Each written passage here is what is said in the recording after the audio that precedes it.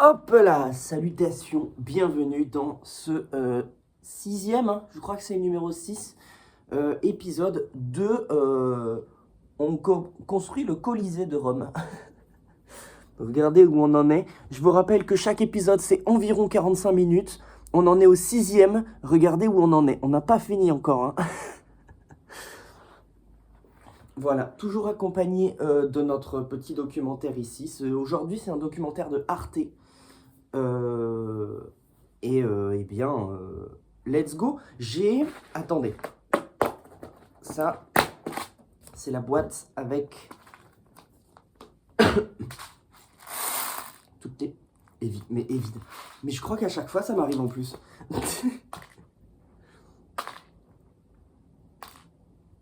Bon voilà, ça c'est la boîte avec les pièces, donc. Mais c'est avec les pièces restantes. Là où je vais en venir, c'est qu'on en était à l'étape... On était en deuxième page. On avait fini l'étape 18. C'est ça. On avait terminé l'étape... Attends. Oui, c'est ça. On avait terminé l'étape 18. Je vous rappelle que... Voilà ce qu'il nous reste à faire. Nous, on venait de terminer cette étape-là. Et j'ai préparé les prochaines dans les petites boîtes. Donc l'étape 19, 20, 21, et ça c'est 22 et 23, en gros. Donc si on se débrouille bien aujourd'hui, on arrive là. Je garantis pas, hein. Mais on va essayer, en tout cas je vais faire de mon mieux pour qu'on arrive là le plus vite possible. L'idée étant de ne pas... Ça change pas grand-chose. Oui, l'idée étant de ne pas non plus passer 40 000 ans sur cette construction. C'est bien de prendre un peu le temps, mais il ne faut pas non plus trop s'attarder, quoi. Documentaire de Arte. Il fait combien? Il fait 1h30, donc peut-être, sûrement, c'est d'ailleurs sûr, on le fera en 2 fois. On va regarder la première moitié aujourd'hui, la deuxième moitié le prochain jour. Voilà. J'espère qu'il n'y aura pas trop de problèmes de focus parce qu'il y a quand même beaucoup de luminosité qui vient de par là. Voilà, j'ai essayé de faire un peu comme je peux. Let's go. Alors.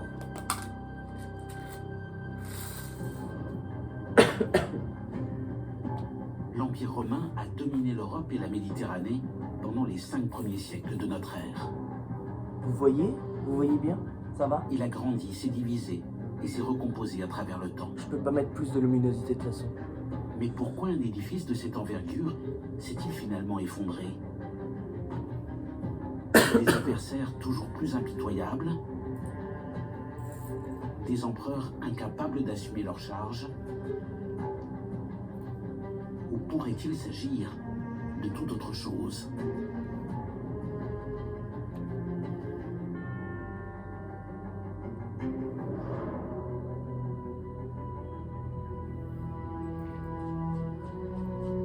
Aujourd'hui, des archéologues soupçonnent les pandémies d'avoir changé la destinée de l'Empire.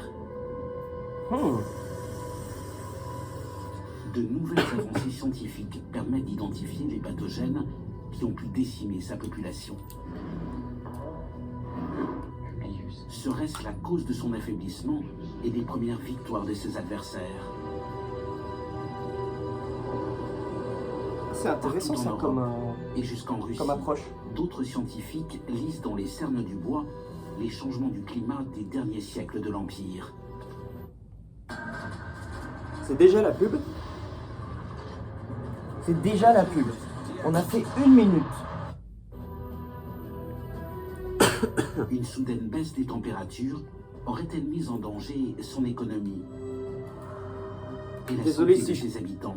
Désolé si je tousse un peu de temps en temps, si j'ai été malade ces derniers jours, donc là ça va, mais j'arrive.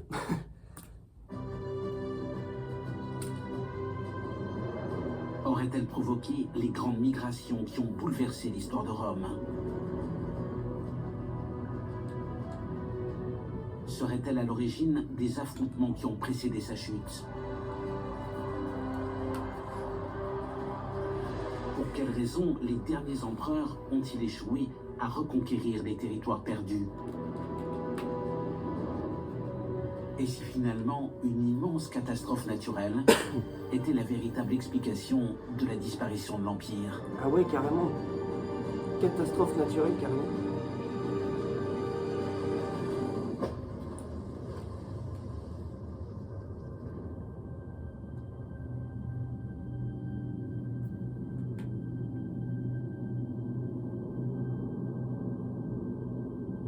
Merde. Ah! Oh, merde, merde, merde, merde.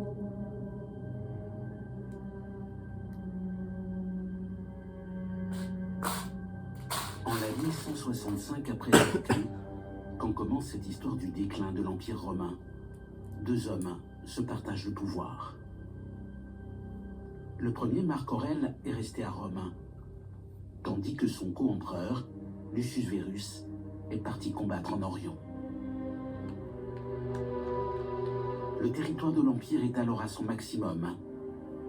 Il s'étend de l'Espagne à la Grèce et aux Balkans et comprend toute la rive sud de la Méditerranée, du Maghreb à l'Anatolie. Rome est alors en guerre contre son voisin, l'Empire parthe, un adversaire qui ne lui résiste pas longtemps. Pourtant, c'est à cet instant que commence le très long processus qui conduira 4 siècles plus tard à son effondrement. Donc on est en 165, après 4 ans de guerre entre Romains et Parthes, dans ce Proche-Orient disputé. Les Romains ont remporté des victoires qui leur donnent accès à la Mésopotamie et peuvent donc descendre en plusieurs colonnes, les fleuves, l'Euphrate, puis le Tigre, jusqu'au cœur de la Babylonie où sont les grandes capitales de l'Empire parthe. La plus grande d'entre elles, c'est Séleucie du Tigre, une très grande ville avec des centaines de milliers d'habitants, quelque chose comme Rome ou Alexandrie du point de vue des Parthes. Une population cosmopolite, mais une histoire majoritairement grecque. C'est une cité grecque.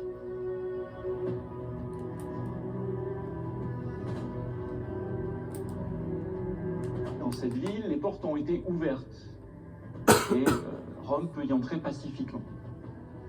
Assez rapidement, cependant, les choses se gâtent et la ville est pillée, incendiée, on massacre et on repart avec toutes les richesses qu'on peut y trouver. En pratique, ça veut dire que le grand temple de la cité, qui était consacré à Apollon aux cheveux longs, comme on dit souvent à cette époque, bien, il a été un des enjeux du pillage. On y a récupéré tout ce qui pouvait être précieux, tout ce qui pouvait être prestigieux, et notamment la grande statue de cet Apollon particulier qu'on a ramené jusqu'à Rome. Et cette statue d'Apollon, tous les Romains l'ont vue évidemment au moment du triomphe à la fin de la guerre. Apollon aux cheveux longs, voilà. C'est le dieu de la peste. C'est le dieu de la peste. Dieu qui peut guérir, le dieu médecin, mais c'est aussi le dieu archer qui envoie la mort, qui envoie l'épidémie.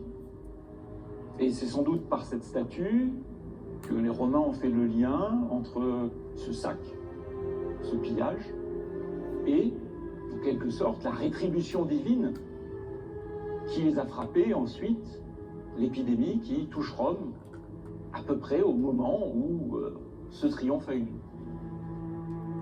Le karma, on dit maintenant.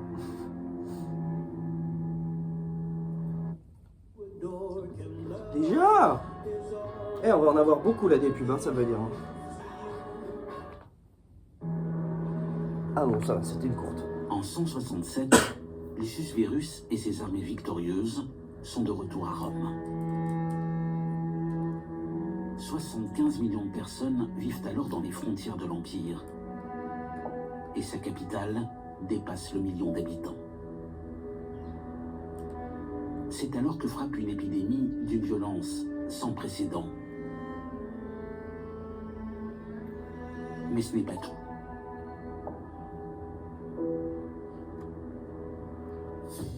Au même moment commence un conflit dans lequel Rome va se retrouver en sérieuse difficulté. Les guerres de Marc Aurèle, dont cette colonne conserve la mémoire.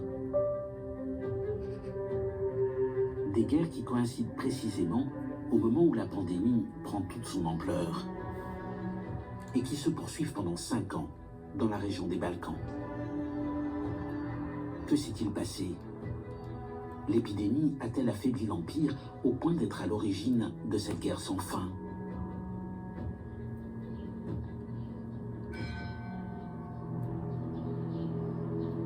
L'enquête commence dans l'une des catacombes de la ville, où une équipe d'archéologues français a fait une découverte étonnante.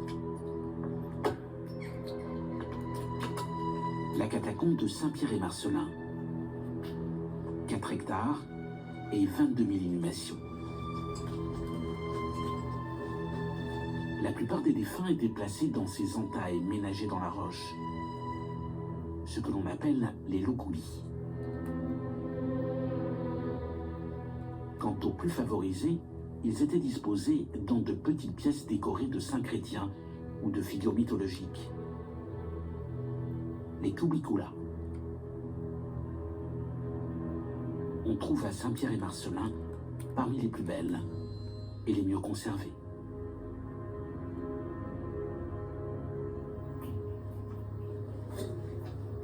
Mais ce qui a retenu l'attention des archéologues se trouve au cœur de la nécropole. Une dizaine de petites pièces découvertes par accident lorsqu'une fuite d'eau en surface provoqua un effondrement. Ce que les scientifiques y ont trouvé ne correspond en rien aux autres inhumations de la catacombe. Une accumulation de squelettes. Ils en ont déjà compté plusieurs centaines.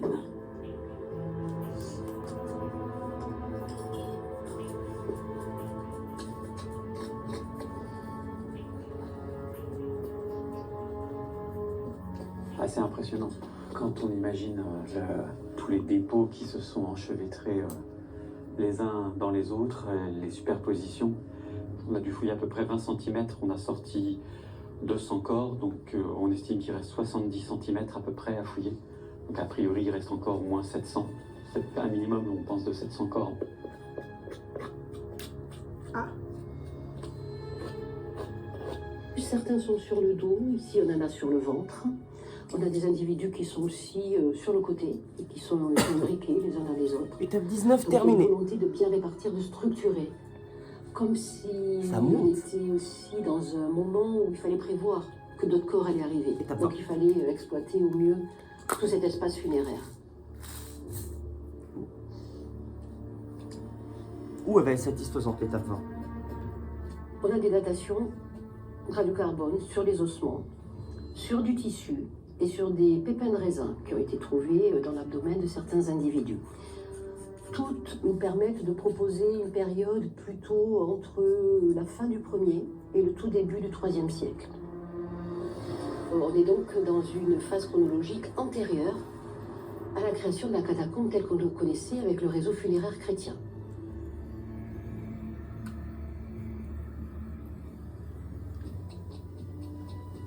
Il y a eu une première hypothèse au tout début d'investigation dans ces salles, comme quoi il pourrait s'agir de martyrs chrétiens. Et bien évidemment, nous nous sommes attachés à essayer de repérer des lésions osseuses de type traumatisme, c'est-à-dire des traces de coups qui évoqueraient des violences interhumaines. Or, nous, pour l'instant, nous n'en avons pas.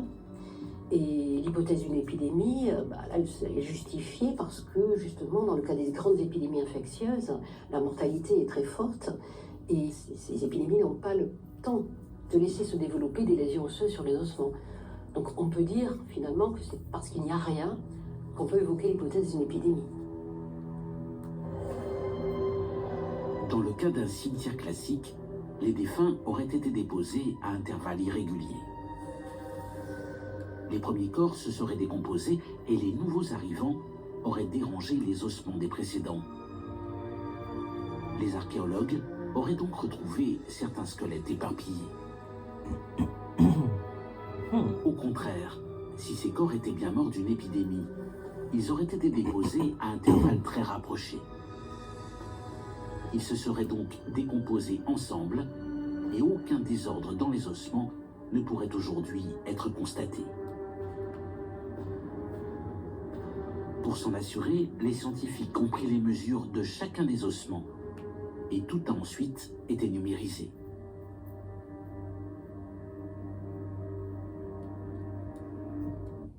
Met de nieuwe categorie voor elektronica op Allez là. krijgt tech een nieuw leven en kun jij opnieuw besparen. Koop met een gerust hart dankzij Oh, elle est longue en plus, celle-là. verificatie. Shop vandaag nog tweedehands elektronica. Iets nodig? Koop het op Vinted. Allez là, c'est long. Tu vois que les ossements ont été numérotés, évidemment, les squelettes ont été individualisés, et on a pris toutes les codes de profondeur, hein, pour tous les niveaux de squelettes. Là, on a un autre niveau, où apparaît encore une fois cette juxtaposition de corps avec des individus tête bêche. Bon, la particularité à certains endroits, c'est peut-être de faire apparaître des zones de plâtre qui concernent certains individus. Pour le crâne, on est sur... 47, D'accord, le haut de la colonne, 53, le bas de la colonne, 67, l'épaule droite. 56. La base de tout travail, là, c'est les relevés, les cotations qui permettent d'extraire en fait les coordonnées X, Y, Z de chaque ossement, de chaque individu. Et après, à partir vraiment de cette base fondamentale X, Y, Z, les repositionner dans l'espace, os par os, individu par individu et volume par volume. Géraldine Sachot a ainsi restitué les corps tels qu'ils furent inhumés il y a près de 2000 ans. Et elle a montré que ces personnes étaient mortes de manière suffisamment proche pour qu'elles se soient décomposées sans qu'aucun ossement n'ait été dérangé. Mais elle a aussi établi que leur volume aurait excédé les limites du plafond si elles avaient été déposées au même moment dans la tombe. Les corps y auraient été placés en plusieurs étapes, le temps que les premiers laissent de l'espace libre avant que d'autres ne soient ajoutés.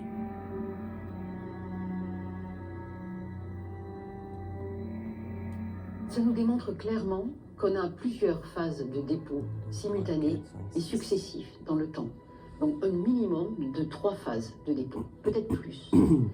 Et que ces 3 phases de dépôt pourraient correspondre à des vagues épidémiques différentes. On suppose que ça doit être la même épidémie, ça pourrait être aussi des épidémies de nature différente. Les corps exhumés par les archéologues sont-ils les victimes de la grande épidémie? Celle que les Romains associaient à l'incendie du temple d'Apollon, le dieu de la peste, et à sa statue, rapportée en triomphe par l'armée romaine à son retour d'Orient. C'est très vraisemblable, mais ils n'en ont aujourd'hui pas la certitude. Cette épidémie aurait frappé Rome en 167, aurait ravagé les camps militaires romains pendant l'hiver de l'année 169 et aurait duré environ 30 ans. Nous le savons car, chose exceptionnelle, nous est parvenu le témoignage d'un acteur direct de ces événements. Ah, quelqu'un qui était là à l'époque? Il s'appelle Galien. C'est le plus grand médecin de l'Antiquité romaine. Et Véronique Boudon-Milot est la meilleure spécialiste de ses écrits compilés à la fin de sa vie, dans les années 190 après Jésus-Christ.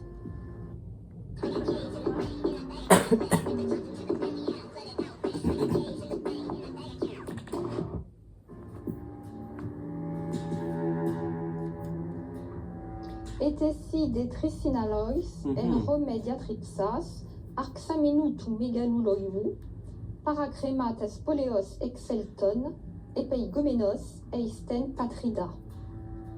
Je passai 3 autres années à Rome, et quand la grande peste se déclara, je quittai aussitôt la ville pour me hâter de rentrer dans ma patrie, aucun médicament suffisamment puissant n'ayant pu être trouvé à ma connaissance pour lutter contre ce fléau qui se répandit partout avant de s'éteindre.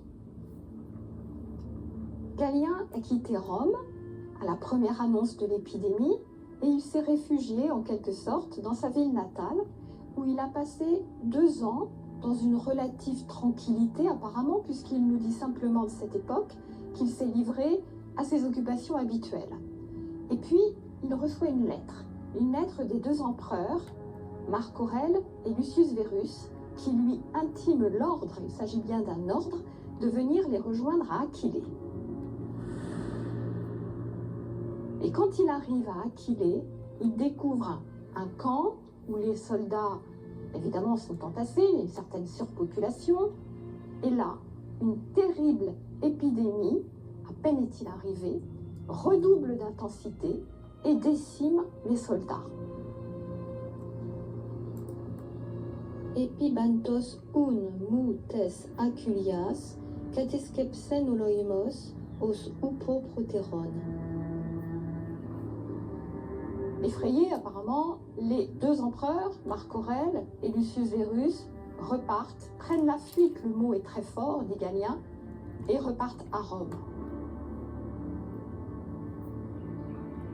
Et Galien reste seul avec les autres médecins militaires, devant affronter ces morts par milliers, nous dit-il, parmi les soldats. Telle une bête féroce, la pestilence, elle aussi, détruit affreusement en les dévorant, non pas un petit nombre d'individus, mais des villes entières. Les gens mouraient, pour la plupart, non seulement à cause de la peste, mais aussi parce que cela se passait au cœur de l'hiver. Le médecin qu'il est, et qui a pourtant vu beaucoup de choses auparavant, parle de grande pestilence, quelque chose qu'il n'a jamais vu, et il décrit des symptômes également inouïs. Il y a d'abord la fièvre, plus ou moins modérée. Puis les malades se mettent à vomir ou avoir des diarrhées, et à chaque fois ils expulsent des matières noires, malodorantes, très impressionnantes. Mais la manifestation qui va le plus frapper les esprits, ce sont ces pustules qui vont couvrir le corps des malades, et ces pustules, ces gros boutons, emplis eux aussi d'un liquide noir, vont évoluer plus ou moins favorablement selon les malades, vont se former des croûtes qui vont, dans les cas les plus favorables, tomber à la fin de la maladie en quelques jours. L'hypothèse qui est aujourd'hui la plus fréquemment admise, ce serait la variole. Ce serait une première épidémie de variole apparue à cette époque-là dans le monde romain. Tout cela dans une population qui n'avait aucune défense face à une maladie jamais rencontrée auparavant. On peut imaginer que les ravages ont été importants, mais de là à pouvoir les chiffrer, c'est très difficile. Galien indique que les soldats romains ont été durement touchés par la maladie.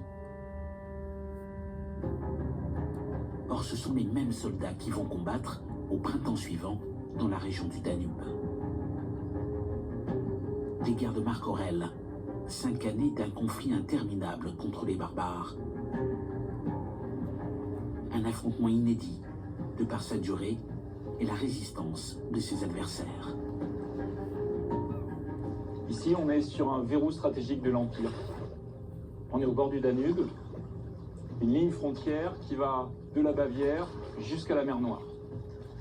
Et on est aussi sur un passage avec les territoires romains qui sont sur l'autre rive.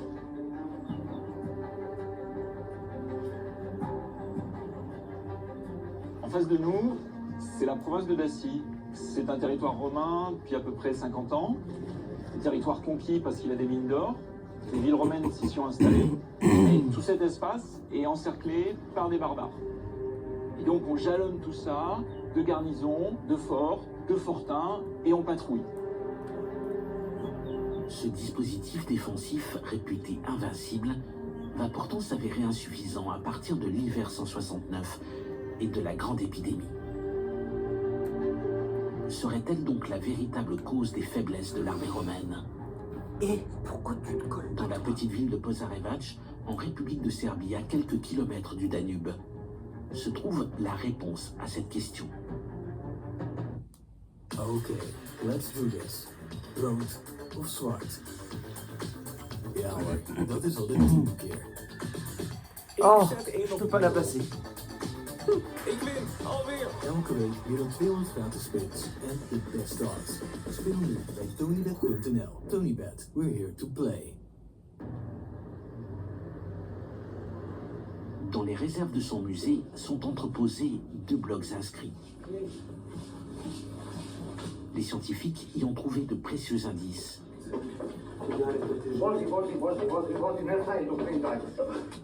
Ils permettent de mesurer les conséquences de l'épidémie sur les effectifs de l'armée romaine. Ce matin, on a sorti ces 2 blocs de pierre assez lourds des réserves du musée de Pozarevac. Elles viennent du même lieu, le camp légionnaire de Viminatium, qui est à quelques kilomètres d'ici au bord du Danube. Elles ont été trouvées dans des circonstances assez proches, mais à des moments différents. La première vient d'une découverte de la fin du 19e siècle par les premiers archéologues. Elle est restée donc depuis plus de 100 ans dans les réserves du musée. Et heureusement, en 1991, un siècle après la première découverte quasiment, à peu près au même endroit, dans les mêmes circonstances, on trouve le second bloc.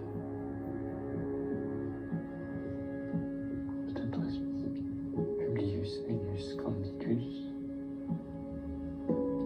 Cette stèle, c'est la liste de soldats qui partent en retraite.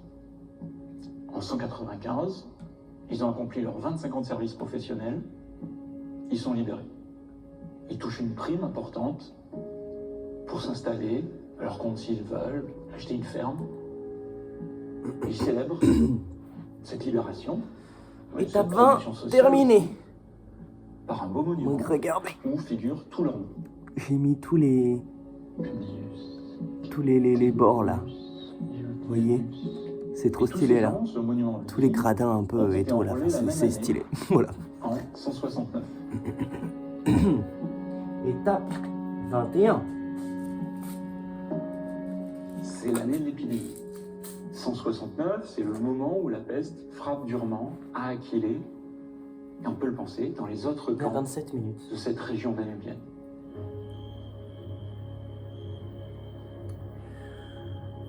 Alors, Première chose qui frappe, c'est le nombre des soldats. Il y avait 270 noms.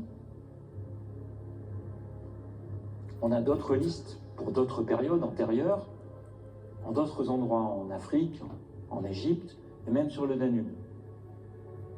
On voit qu'ici, en 169, on recrute en une seule fois autant que ce qu'on recrutait en 2 ans ou en 3 ans aux autres périodes.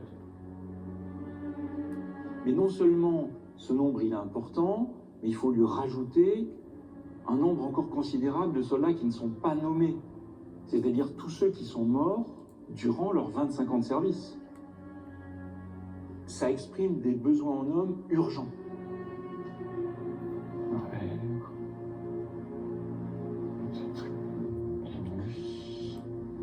La deuxième chose qui frappe, c'est le nom des soldats. C'est des noms de gens qui n'étaient pas citoyens et qui le sont devenus juste avant d'être enrôlés. Titus Flavius, Marcus Aurelius, Titus Aurelius, Titus Aurelius encore. Le nom Aurelius, qui revient souvent, plus de 60 fois, c'est celui de Marc Aurèle, c'est celui de l'empereur qui règne, qui leur donne la citoyenneté au moment où ils deviennent soldats pour en faire de vrais légionnaires. On peut penser même que des noms comme Valerius, terriblement banals, correspondent aussi à ces noms d'enrôlement que le centurion doit marquer pour remplacer un nom barbare. Ces noms indigènes, qui doivent sonner bizarrement à l'oreille du romain, on les retrouve dans les surnoms des soldats. Muco, pour un Thrace. Dacius, pour un Illyrien. Des noms même dont l'origine, elle nous échappe un peu, tellement ils sont rares, comme Curia, ici et ici. Ce sont le véritable nom de ces gens avant la transformation en citoyens. sont des gens issus des peuples vaincus de l'Empire. Et en temps normal, ces gens-là n'auraient pas dû être légionnaires. C'est le signe qu'il fallait compléter les pertes dans la troupe. C'est le signe qu'on ne fait pas la fine bouche pour trouver de nouveaux soldats. Des soldats de toutes origines, recrutés dans l'urgence, au risque d'affaiblir la cohésion de l'armée romaine.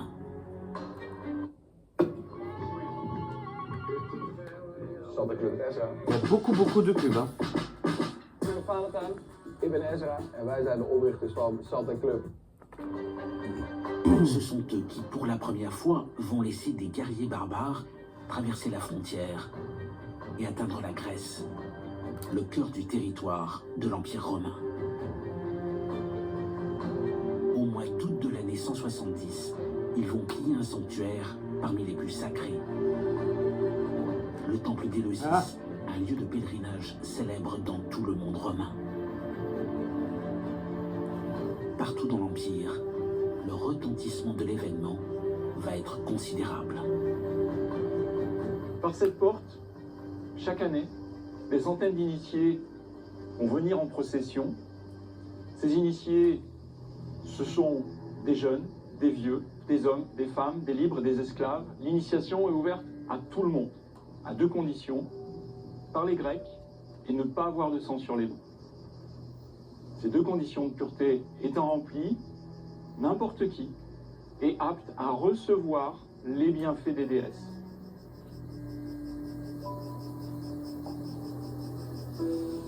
À Éleusis, selon la mythologie grecque, est née l'agriculture. Ici même, la déesse Déméter en a fait don à l'humanité.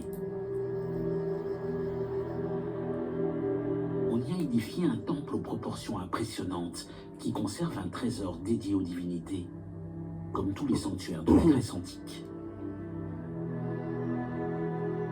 C'est lui qui va être la cible. Je touche un truc, de ça l'incursion fracasse. barbare. Donc un espace immense, une forêt de 42 colonnes, 54 mètres de côté, 20 mètres de plus que le Parthénon. Et au cœur de cette grande salle, bordée de gradins sur lesquels s'assemblent les initiés, il y a un espace très particulier qu'on appelle l'anactoron, qui est le cœur de ce sanctuaire, qui n'a pas bougé au fur et à mesure des 10 remaniements du site, qui est le lieu central du rituel. Dans cet espace-là, on garde les objets sacrés qui sont révélés aux initiés. Et l'initié découvre quelque chose que pour l'essentiel nous ignorons, car on lui demande ensuite de garder le secret. Et nous ne pouvons que présumer de ce qui se passait à cet endroit-là, deviner ce que pouvaient être ces mystères. C'est ce lieu à l'immense réputation qui est attaqué par des guerriers kostoboks, une tribu barbare du sud des Balkans. Ils pillent le sanctuaire, puis incendient le temple.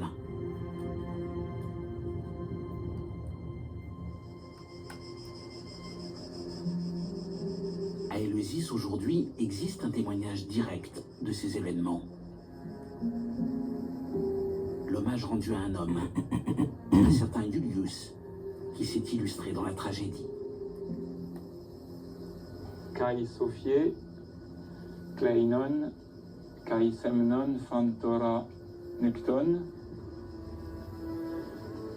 Ce texte, il raconte comment un personnage très important ici, parce que le grand prêtre a, au moment décisif, sauvé l'essentiel, sauvé les meubles, en emportant les objets sacrés lors du pillage, en les enlevant au pillage, en les soustrayant à la rapacité des kostoboks. Et ce haut fait de la part de ce notable local, qui est le responsable principal du sanctuaire, qui est celui qui initie, qui montre les objets, permet ensuite à la cérémonie de recommencer. Sage fameux, illuminant les nuits sacrées, voyez-le, fuyant jadis l'œuvre des Sarmates impies, il a sauvé pour sa patrie les rites et sa vie. La fuite témoigne de l'incapacité locale à se défendre face aux barbares. témoigne de cette peur, de cette terreur qui s'empare de l'Empire quand on découvre qu'on est aussi vulnérable que ça. Athènes était en paix depuis plus de 2 siècles, et le sanctuaire lui-même peut être regardé comme ayant été inviolé, avec des arrangements sur l'histoire la plus lointaine, mais ça correspond à un vrai sentiment de quelque chose qui est vécu, présenté en tout cas, comme une première fois, une rupture.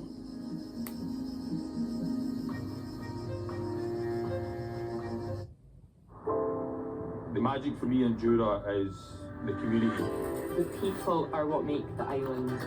It's just one of those places that's food for your soul. We're one peux pas la passer. community, we're one spirit.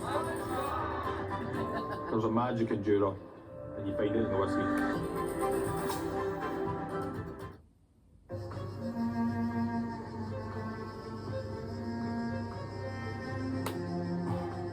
C'est l'empereur Marc Aurèle.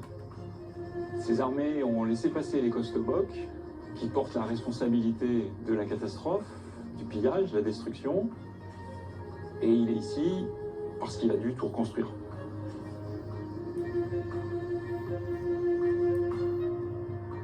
Entre 171 et 176, ce sont 50 guerres acharnées dans la région du Danube pour ramener la paix et éloigner ces barbares. Du point de vue... Allez là, arrête de bouger. On peut imaginer que les choses sont rétablies, qu'on veut oublier l'insulte faite par la violence et le pillage. Du point de vue des barbares, la leçon doit être différente. C'est que désormais, on sait qu'on peut passer. Désormais, on peut penser que les chefs de guerre, au-delà des frontières de l'Empire, vont guetter les fragilités pour espérer saisir à nouveau cette capacité à venir faire du butin et à repartir chercher de gloire dans leur peuple.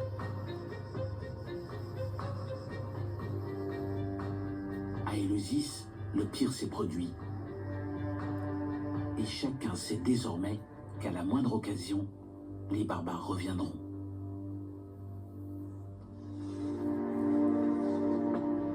La monnaie romaine est l'expression de cette crise de confiance. Jusqu'ici symbole de stabilité, Hop. elle connaît à la fin du IIe Yeah. siècle. Gars, il commence à être vachement plus haut hein, que tout à l'heure. Hein. Le trésor de Nanterre date de cette période charnière. Bon, alors là, par contre, 2 minutes. On est à 38 minutes presque de vidéo. Il me reste 2 étapes. Je pense que celle-là, j'ai le temps de la faire. Celle-là, je pense que j'aurai le temps de la commencer. Et je pense que j'aurai pas le temps de la terminer dans cette vidéo-là. Mais voilà, c'est tout. Sinon, je crois qu'on est pas mal. Hein. Ce qui prend du temps, c'est les micro-pièces à mettre. Et puis comme à chaque fois, comme je vous disais la dernière fois, quand tu prends... Enfin, en fait, c'est les micro-Lego comme ça, ils tiennent moins bien que les Lego normaux. Et du coup, c'est vrai que c'est... Tu pousses un truc, puis ça veut pas rentrer parfaitement, et donc ça se pète la gueule, et tu dois le refaire, et tout. Enfin, voilà, c'est ce genre de truc qui prend plus de temps, quoi. Il s'agit d'un trésor de monnaie romaine qui a été découvert à Nanterre au début du XXe siècle dans une maison, ce qu'on appelait une maison départementale, donc l'équivalent d'une maison de retraite, par l'un des pensionnaires qui, en bêchant, a trouvé à plus d'1,50 m de profondeur un vase en terre rouge dans lequel se trouvaient ces presque 1900 monnaies romaines. Donc la plus ancienne, c'est un denier de Septime Sévère. Donc là, on est vers la fin du deuxième, début 3e siècle. Et la plus récente, ce sont des monnaies des règnes de Valérien et de Galien. Donc là, milieu du 3e siècle. Le trésor de Nanterre et ses quelques 1900 pièces de monnaie racontent l'histoire d'une manipulation. Celle de l'abandon du denier, la monnaie qui avait cours depuis plus de 200 ans. Décidé par l'empereur Caracalla en 215 après Jésus-Christ.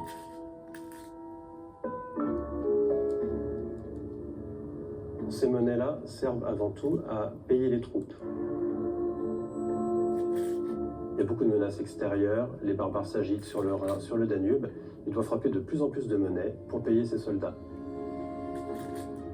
Au début, il commence par diminuer la quantité d'argent dans le denier. Et au bout d'un moment, ça ne suffit plus. Et il doit prendre une mesure assez drastique et créer une nouvelle monnaie. Caracalla décrète que la valeur de l'antoninien, la nouvelle monnaie, sera 2 fois plus élevée que celle du denier, la monnaie utilisée jusqu'à présent. Mais le problème, c'est qu'il n'y met pas 2 fois plus d'argent. Avec le temps et les difficultés, il y aura d'ailleurs de moins en moins d'argent et de plus en plus de bronze, un alliage de cuivre et d'étain dans l'antoninien, pour qu'à la fin, l'argent ait quasiment disparu.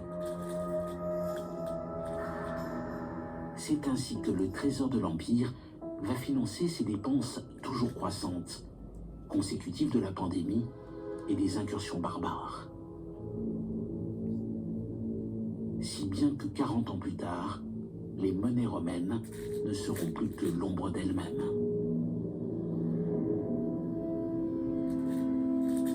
Mais avant d'en arriver là, le nouvel antoninien va donner à l'Empire les moyens de ses ambitions. C'est ainsi, par exemple, que Caracalla offre à Rome de nouveaux termes. Ok, Les plus spectaculaires étape 20, jamais construits. terminado. Ils sont inaugurés en 216 après Jésus-Christ. Le gigantisme des terres de Étape Caracalla, 21, pardon. Étape 22 maintenant, 23. l'ampleur exprime la Étape prospérité 22 terminée. d'un empire qui a récupéré ses Étape forces, 23, on s'y met. qui a fait plein de ressources fiscales. Avec ces 11 hectares, ce sont les termes les plus grands de Rome à ce moment-là. Une construction énorme, mais il faut aussi envisager la technicité formidable de ces bâtiments. C'est à la fois construire des voûtes énormes et s'assurer qu'elles vont résister à la température et à l'humidité. C'est un cauchemar de maçonnerie.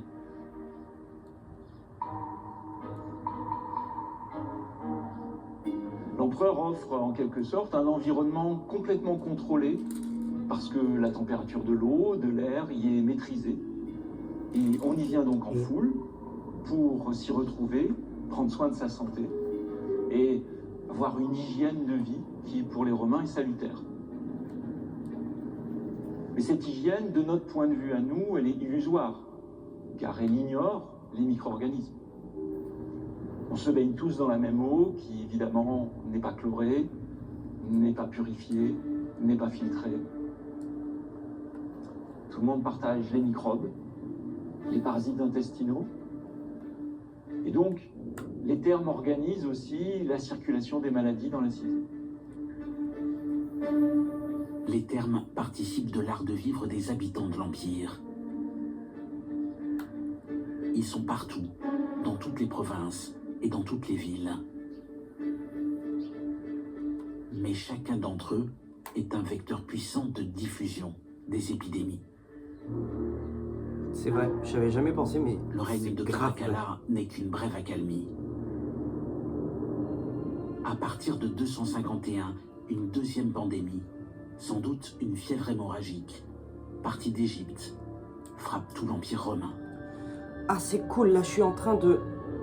Comme à l'époque de Marc Aurèle, de on lier retrouve deux la blocs, concomitance deux gros blocs entre ensemble. la pestilence, ce qui veut dire et que les problèmes tout va militaires être... sur- Pardon, je suis en train de lier deux gros blocs ensemble, ce qui veut dire qu'en fait, tout va être beaucoup plus solide à partir de maintenant. Ça, c'est trop bien. Voilà, c'est tout. Empire de l'Empire. Mais en quelque sorte, à partir de 250, on est à un niveau bien plus grave pour l'Empire.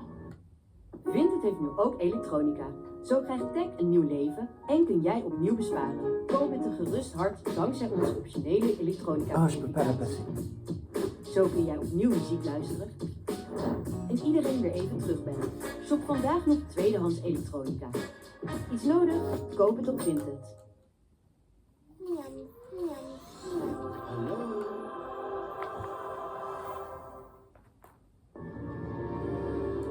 Il s'agit véritablement de passage en force, avec des pillages plus nombreux, plus durables, et un enjeu militaire bien plus grave.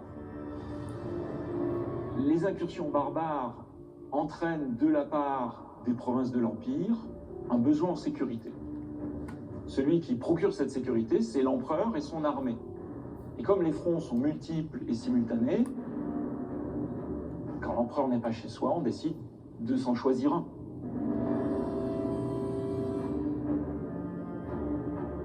On arrive à une situation où de nombreux empereurs, parfois 3 ou 4, peuvent coexister pour des règnes très brefs. À la défaite s'ajoute la guerre civile. En l'espace de 30 ans, on compte une vingtaine d'empereurs et usurpateurs, la plupart ne régnant que quelques mois, souvent loin de Rome, auprès de leurs soldats. L'Empire se fragmente, et quand finalement, à la fin du IIIe siècle, la situation semble s'apaiser, on sait qu'il s'agit d'un simple répit. Au IIe siècle, la ville de Rome n'a pas de limite très nette.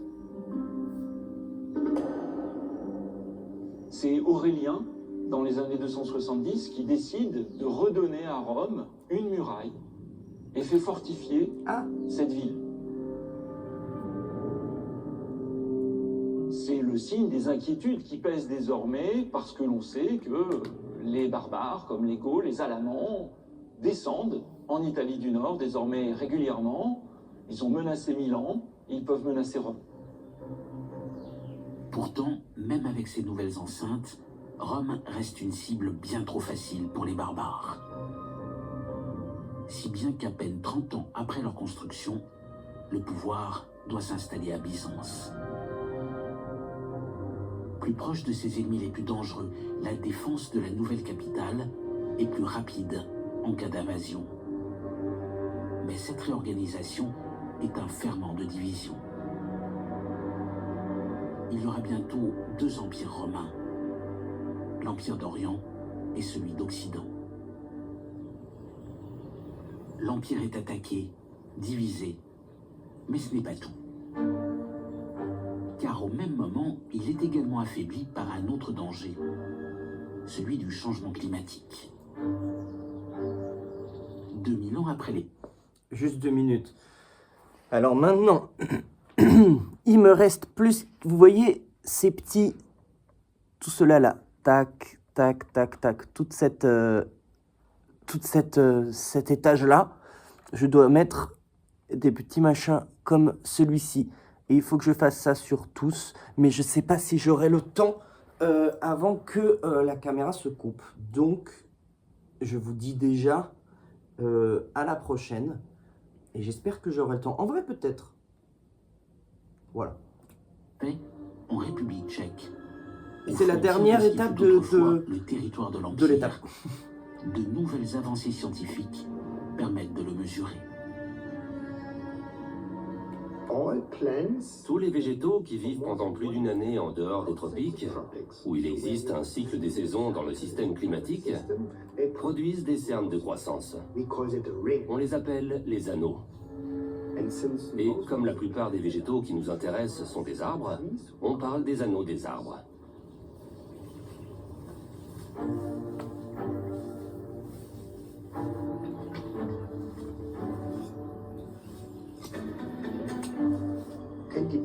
Et en fonction des conditions de croissance, si elles sont favorables ou moins favorables... Eh bien, vous savez quoi? Je viens de finir. Voilà. En fait, c'était rapide. Donc, voilà où on en est. On a fait déjà... ouais, on est quand même pas mal, là. Regardez. Tac. Et vu d'ici, c'est quand même trop stylé. Genre, ça y est, ça commence à être vraiment un gros... Ça commence à être un vrai amphithéâtre, quoi. Hop, voilà. Et bien, écoutez, à la prochaine. Gros bisous. Et oui, voilà, c'est ça. Et on regardera la fin de ça.